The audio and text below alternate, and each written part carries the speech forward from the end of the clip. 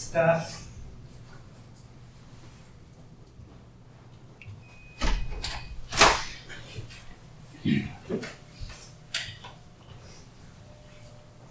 and what it did was it ran a query on behalf of whoever is accessing this program. And the query produced a result table which had several rows and several columns.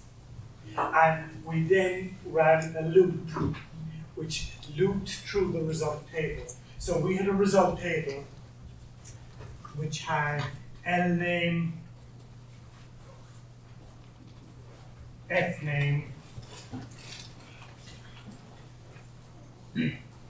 address,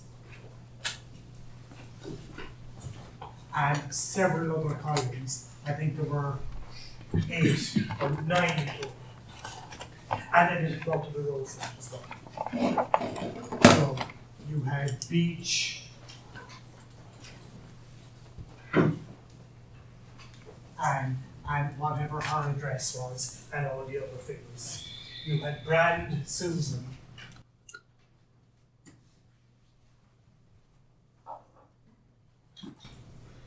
and whatever her details were. And then you had, well, as many rows as you had staff members working for the company. So you ran a query, it produced that result table, and then what you did was you wanted to send each of these rows onto the user's browser, and you wanted to send it as a row of an HTML table. So as you went through this row by row, you transferred it to a local variable. And you transferred it to a local variable using the function called MySQL fetch row. Well, MySQL fetch row to be exact, because you're using a particular version of the MySQL library. So you use MySQL fetch row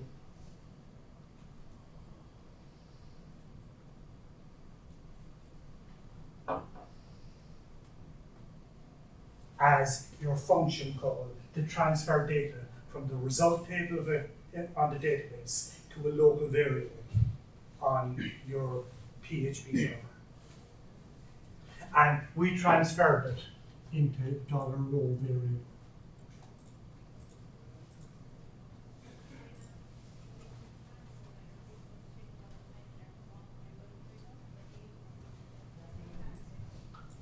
And what we said about that is, so for example, the first time through the loop, we transfer the first row.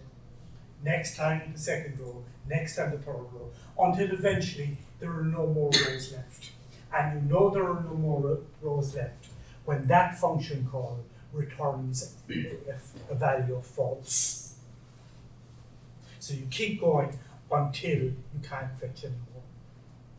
So, for example, when you run MySQL fetch row for the second time, you have brand of Susan. You might have 34, whatever her address is.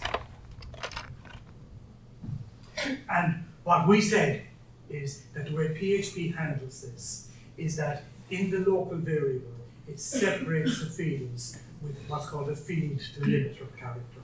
It's a hidden ASCII code. You can't see it, but it's a special code that denotes the end of one field and therefore the start of the next. We wrote it as a dollar symbol, but in fact it's got no visible manifestation at all. It's a special character that simply denotes end of field.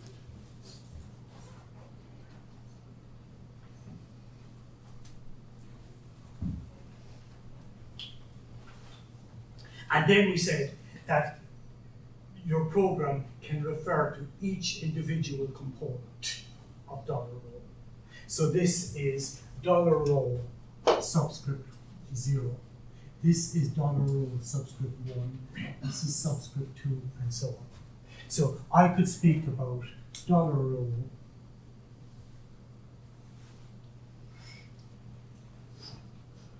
subscript, for example, 4.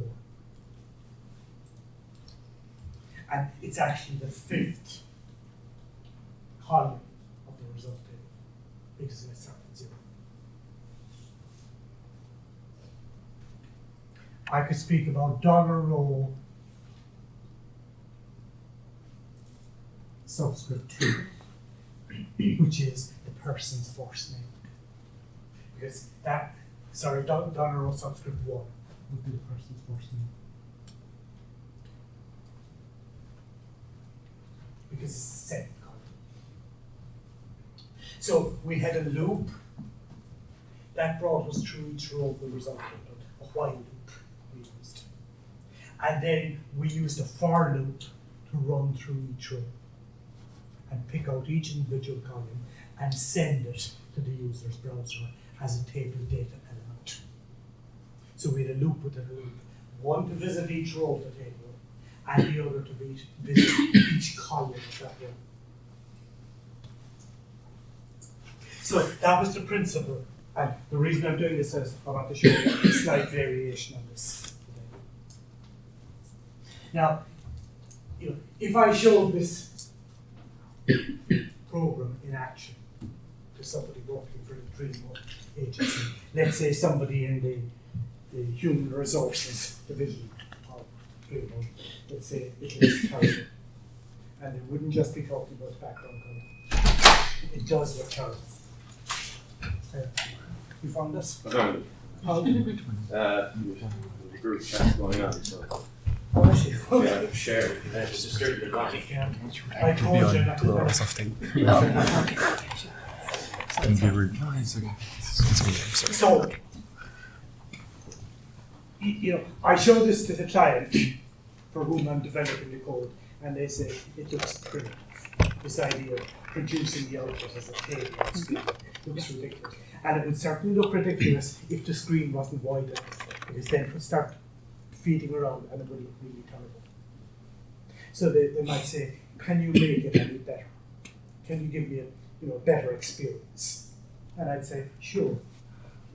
I don't have to produce it as in tabular format. I can produce it same information, but displayed differently.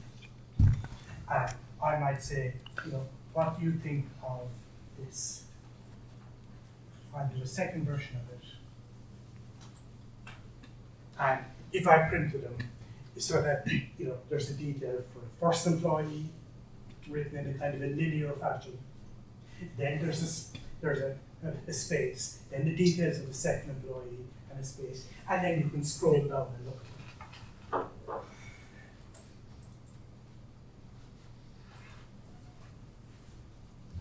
Is that better? I'd probably say marginal. Surely you can do better than this.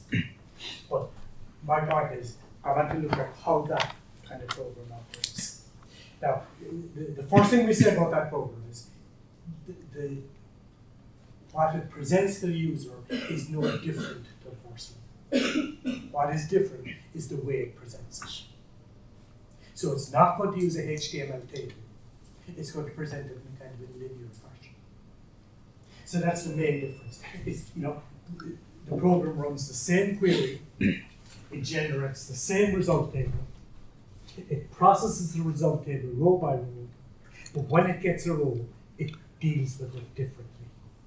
It doesn't run across the row and present each element as a table data item. It does something a little bit different to that. So the only difference is in that part of the code. If we go back to our example, all of this is going to be the same as before. The query is going to be the same as before. The execution of the query is going to be the same as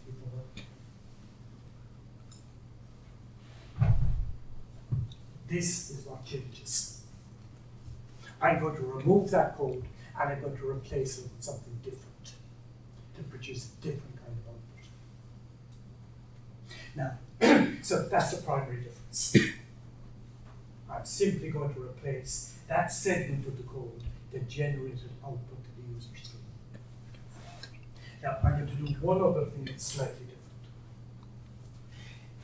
I'm going to, and it isn't necessary, but I'm doing it just to explain one further PHP function call, which we haven't used up to now. Instead of using MySQLi fetch row, I'm going to use MySQLi fetch a sock.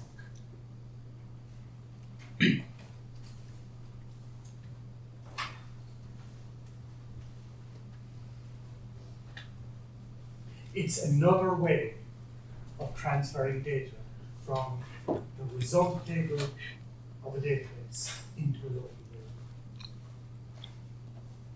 So I'm going to replace one function with another. And what it does, it's the so-called associative fetch command in PHP, or the associative fetch function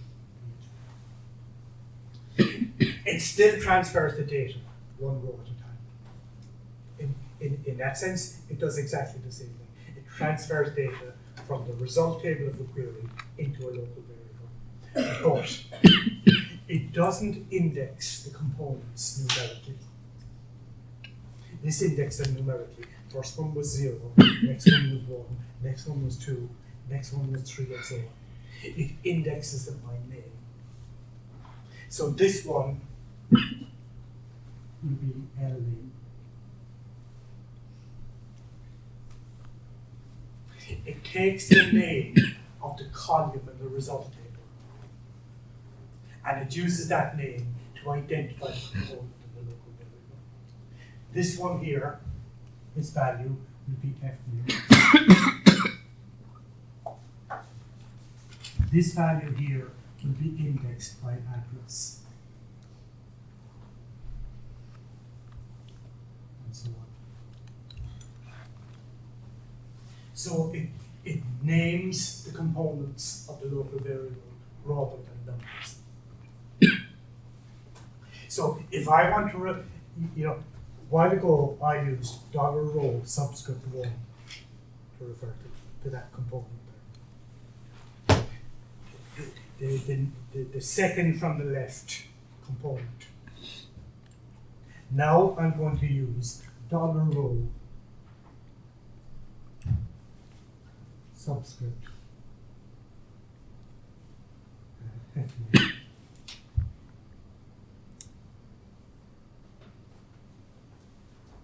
to refer to the same thing. So I can refer to local variable items by name rather than by number. That's why I use MySQL fetch a sock. That's its purpose.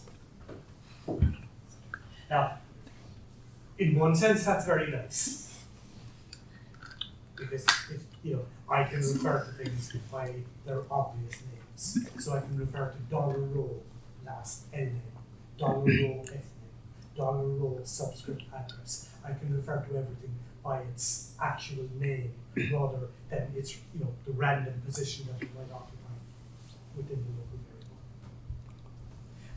On the other hand, I won't be able to write a loop that loops through. I can say for I going from 0 to the maximum number, but I can't say for I going from L name to the last physical name. So I gain in interpretability, but I lose in efficiency. That's the price I'm paying. If you want to use MySQL fetch a sock, you cannot write loops to visit every component. That's where you lose it. But nevertheless, it's a useful function to have, because it gives you that capability of referring to everything by its original name. So let's look at code for this. So staff search I2.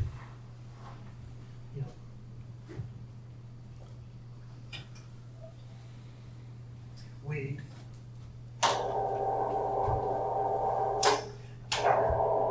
just before the projector takes over here, just one last point. We're going to be sending the content. We're going to be displaying on the user screen the person's first name, the person's last name, the person's address, and so on.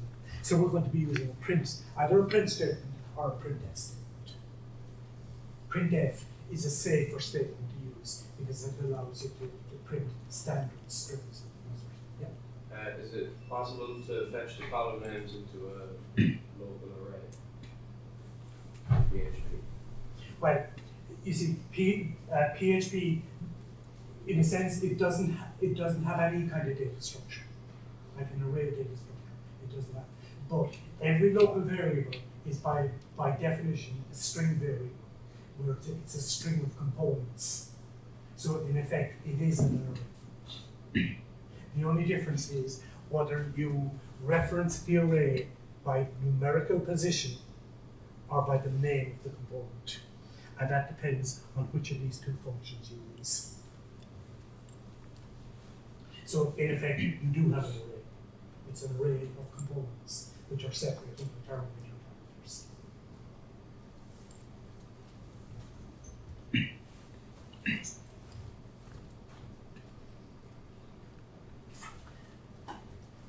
You know, when we get this value into a local variable, we're basically going to be sending them to the user screen. And if you look at the way the data is presented, you know, what we're going to be sending, for example, is a label followed by a value. A label followed by a value. A label followed by the address component.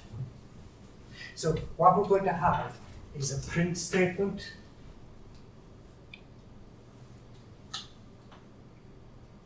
and the print statement is going to print, for example, in bold print, it's going to print whatever label you want to print. First name, last name, address, phone number, and so on. So it's going to print a label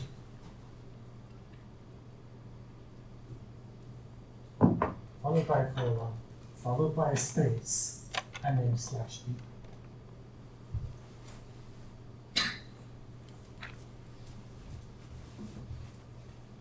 So, you know, every time you encounter a new employee, every time you process a new row of the result table, first of all, you're going to print a label, and you're going to do it for the first name, and then the last name, and then the address, and so on. And then you're going to print. You're going to print, for example, the corresponding value for that label. So you might say print f name, or first name, might be your label, and then you're going to print the value of f name, the current value of f name. So you're going to print f.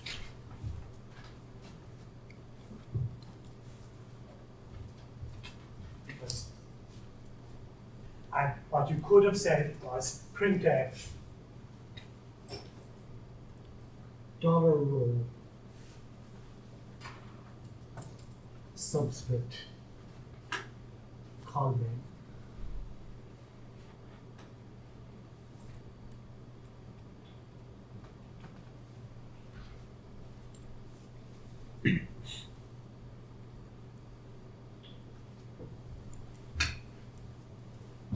Whatever the column is, so it'll be F name, L name, address, and so on.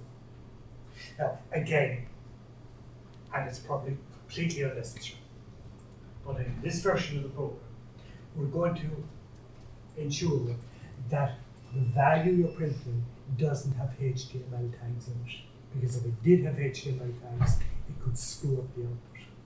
So quite often, when you're selecting text content from databases, sending it to a user screen, you do a little bit of sanity checking. And the sanity checking is to make sure that you're not inadvertently sending out HTML tags. So what we could do is put in, instead of $row, put in HTML special characters.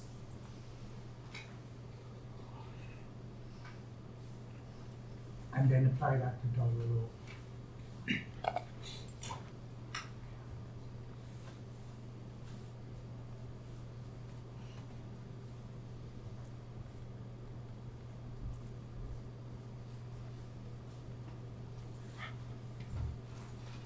And it's purely to ensure that no possible errors can occur during it. It probably wouldn't make any difference in this kind of application, but it might where you're picking text out of a database and sending it to the user screen, and that text could potentially be HTML code, and it would have tags, and those tags would affect the output. So HTML special cars, basically what it does is it suppresses HTML tags.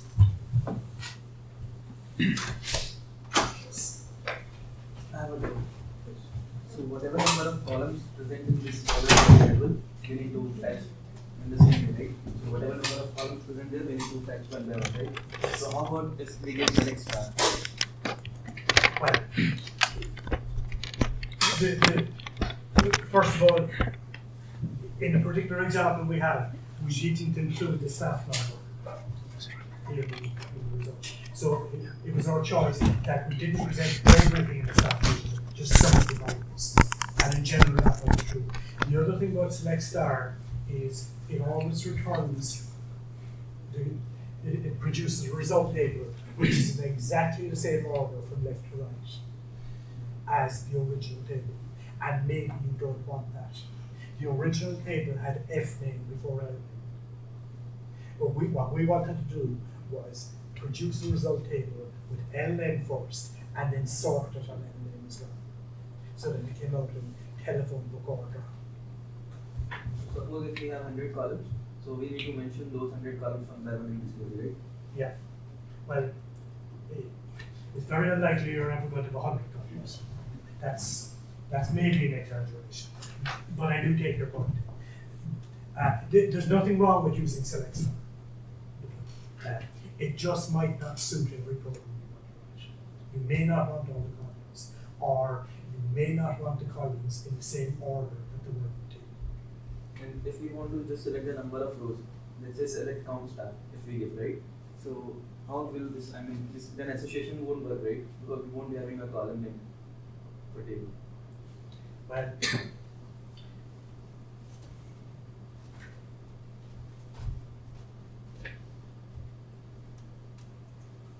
the answer is yes and no. Yes, you're right. If your query was, if your table was, our query was select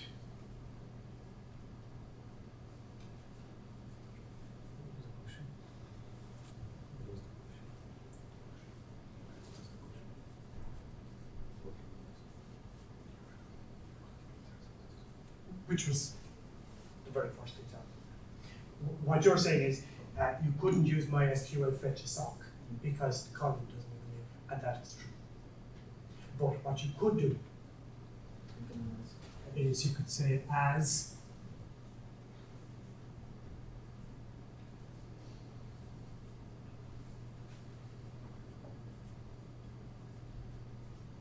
staff total, and that puts a name on your column, and then you can use MySQL fetch a sock. But you are right, if you leave that out, then the result table, its column, doesn't have a usable name. So what you can do is override it if you wish. If we use select star, like suppose there are 40 columns somewhat, and we don't know that. You guys are dealing with very large.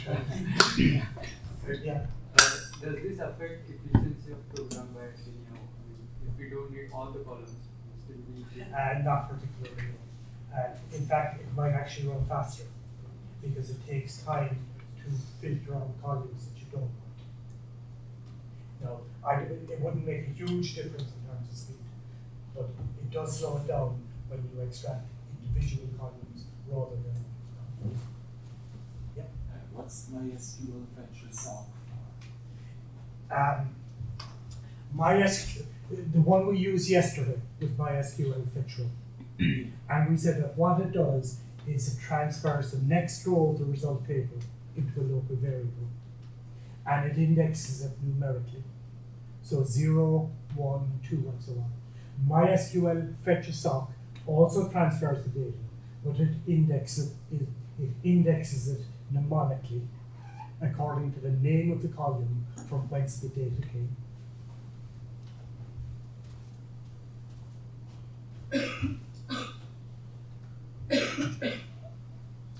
Okay, so let's just look at the code here.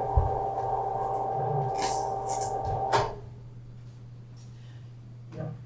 So far, everything is the same as before. We include dream setup.php, we set the title, we set the headline for the page, we try to connect to the database, and if we connect, we run exactly the same query as before. No difference whatsoever.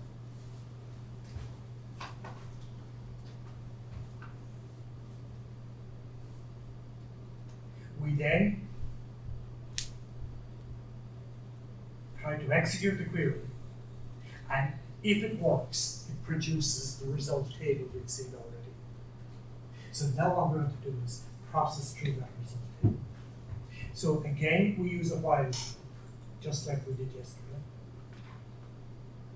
And throughout the while loop, we fetch the next row of the result table until there are no more rows to fetch. And we know there are no more rows left to fetch when we get back a value of false. Because this is the standard approach in PHP. When you call a function, either it returns a value or it returns false. And false means it didn't work. So in this case, false says I'm at the end of the table. And instead of using MySQL fetch row, we use fetch. And that transfers the data into the $row variable, and it indexes it by name, row, and position. So now, as I said, we can't use for loops to visit every component of a local variable because we don't have any numeric positions for them. So we have to do it linearly instead. So here we print the label followed by a value. And as I said, we could have really dropped the HTML special characters. It's superfluous in this particular situation because we know that people's first names aren't going to have HTML tags in them. We know that people's last names are not going to have HTML tags in them. So it's overkill. It would have been easier just to say printf as a string followed by a break, $row subscript last name. That would be the sense. Then we go on to the first name. Then we do the address. So what we have is a series of pairs of expressions. Print for the label, followed by printf for the value. So we do it for first name, we do it for last name, we do it for the address, and we do it for every other field that we want to send out to the user's browser. So we do it for telephone, we do a print and a printf for telephone. One for the label, one for the value. We have the same for occupation, we have the same for date of birth, salary, and branch. And then at the end we print a few blank lines to separate one staff member from the next. So we print two blank lines. Two breaks. And that's pretty much the end of the code. So in one sense, all we've done is change what the output looks like. Instead of producing a tabular output, we have a kind of a linear output in which every staff member is represented by a bunch of rows. Then there's a break, and then there's the next bunch of rows for the next staff member, and so on. And the other main change is we're using the associative fetch rather than the numeric fetch. Other than that, there's no real surprise in this. Now, so that's our variation on displaying staff details to anybody who knows the URL of this program. Both this pair of programs, which display staff members, and the previous set of programs that displayed how many staff members there were, they had one thing in common. They didn't require any input on the user's behalf. The only thing the user needed to know was the URL of the program. Other than that, once you know the URL, you get the result back. I want to go on now and look at a set of programs.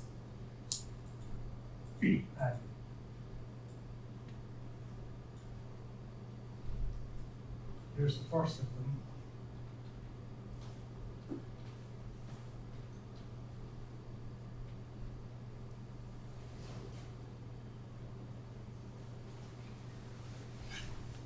Where the user is expected to supply a search value.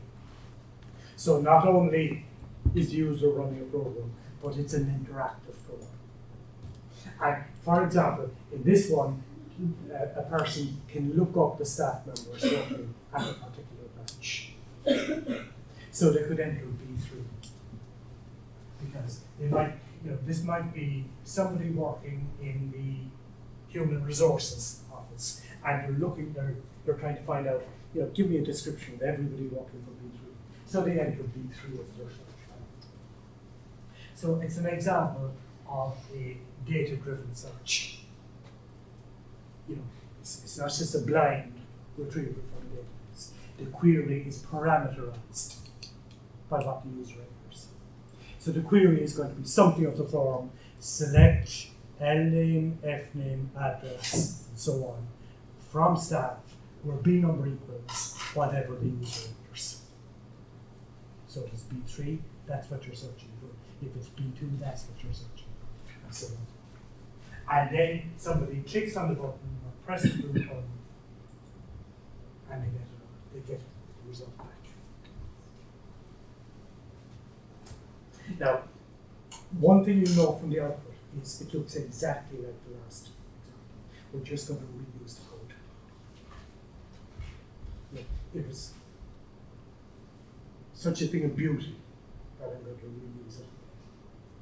So what I'm going to do with that code is I'm going to put it into a function, which is then invocable. And you imagine if somebody wanted to look up staff in a given city, or if somebody wanted to look up staff members with, say, a given maximum salary, you could use the same output code for all of them. It would, in fact, if you, maybe not this particular example, but if you developed a nice output, a nice piece of code for generating output to user screen, you could reuse it over and over again. So like in one sense, we're reusing a lot of code, and in another sense, we're changing something. And what we're changing is that A, the query changes, and B, we need some kind of form in this input. Now, as I have this on screen, I'll just bring one or two points. If I type in B3 as my search value, it retrieves all the staff members with B3 and it displays them on the screen as I had intended. If I run the same thing, and let's say I put in B17,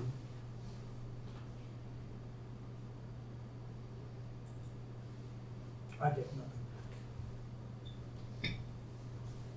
back. And this is the weakness of this program in some respects. Like, I don't know why.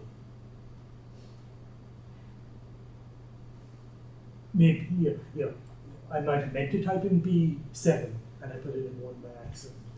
But I don't know, maybe it's possible there is no branch B17, or it's possible nobody is working for B17. I have no idea. All I know is I got nothing back. There's not enough feedback in this program.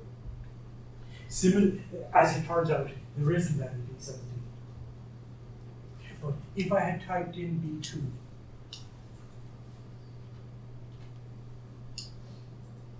I'd get exactly the same thing. Now there is a branch B2. It just turns out that nobody is currently registered as working for it. So, like, in one sense, this program works perfectly well. In another sense, it doesn't provide the user with enough information. It's kind of the amount of user engagement is too limited. So we'll be looking at this code the next day, but I'm suggesting that it maybe is not the best. It's not the most robust kind of code, and maybe you could improve it. And for example, one way you might improve it, and we'll be looking at a second version of this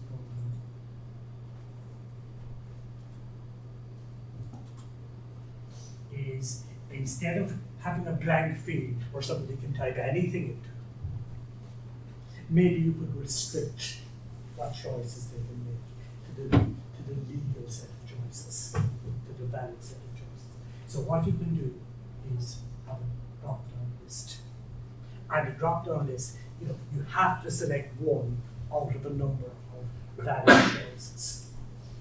So at least, you can't put random numbers in. Now, the difference between these two programs is the first one, which had the empty field, was a very simple one to create. And what we did was we created a blank form on the screen with a single empty field that the user can enter. In this one, the form is dynamic.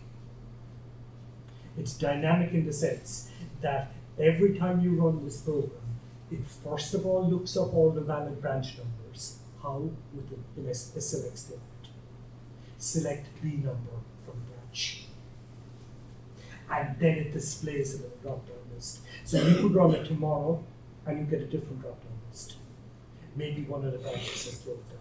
Maybe B5 is gone out of business. So it won't appear there anymore. And you could run it next month and there might be a B6 in there, because a new branch has opened up. So in that situation, the form itself is dynamic, and the form is dependent on a select statement that you run before display on the user screen. So we'll come back and we'll look at those first next, and then we'll be back in one of the labs. Okay? Will there be labs? There will be an assignment coming up real soon.